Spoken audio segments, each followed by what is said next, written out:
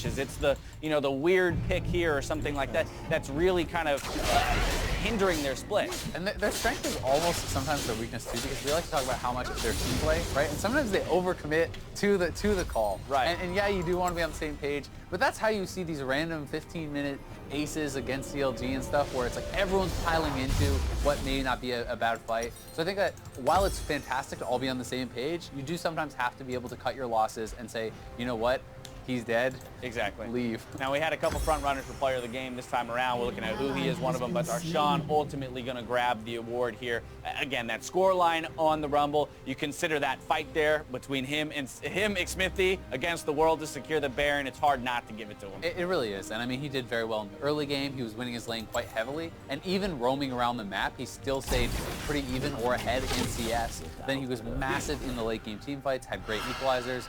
The guy had a great game. From here on out, the story for CLG is that back to that strength of schedule from the beginning of the day, right? They have the easiest or second easiest. Yeah, they have the easiest. It's Dignitas that had the second easiest. That's correct. So having the easiest remaining schedule, you're looking at playing teams like Envy. I mean, that 11-7 record is not outside the realm of possibility when it comes to playoffs. It's not, but it's CLG. You got to remember, if they play TSM, they play like TSM. If they play Envy, they play like Envy. So you never know what you're going to get. If they could be 11-7, they could lose their last game. Guys, also talked about parity in the league. This is the second closest split by numbers so far in the North American LCS. It definitely feels like anything could happen. Ladies and gentlemen, before we close out the day, let's take a look at the rankings to see how the teams stack up. After their win today, CLG pulled themselves into 4th place.